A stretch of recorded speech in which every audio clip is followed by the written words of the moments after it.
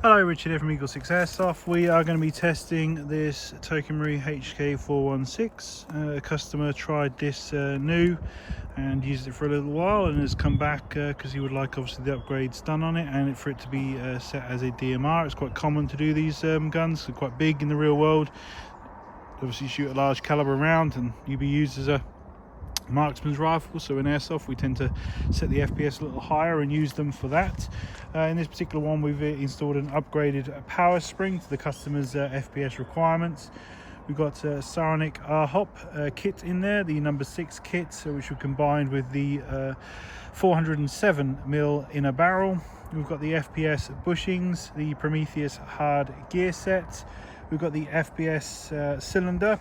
And we've got the Jefftron Leviathan MOSFET with the which obviously for the quick fast trigger response and to remove all the mechanical parts. We use the MOSFETs to obviously on DMR builds they have the possibility of being locked to single shot only to lock up, so obviously the MOSFET removes all mechanical features and means that the gun physically cannot lock up.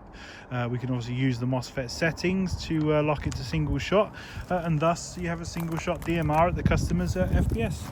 With an RHOP, we've obviously tested it at a range. We'd obviously recommend 4.3 ammo.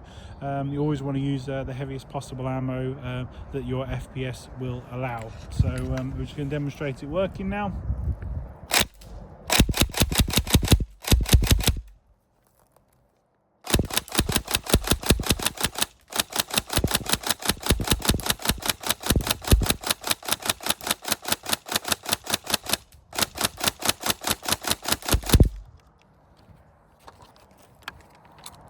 There we go, so bolt stop functionality working, guns working, and obviously yeah, single shot only, and yeah, we hope you enjoy the build. Okay, thank you.